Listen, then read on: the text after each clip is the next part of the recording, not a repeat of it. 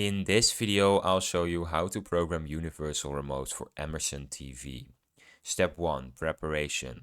Turn on your Emerson TV and insert fresh batteries into the universal remote. Find a list of Emerson TV codes in the remote's manual. Note that some universal remotes use an automatic search function. Step 2. Enter the code. Press and hold the setup or TV button on the remote until the lights turns on.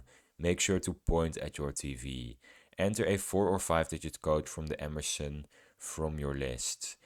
The indicator light will blink to confirm the entry. Step 3. Test and save. Test the remote's functions such as power and volume on the TV. If the TV responds, that means your code is correct. Press enter or stop to save. If it doesn't work, repeat the process with the next code on the list. And that's how you program your universal remote for the Emerson TV. Subscribe.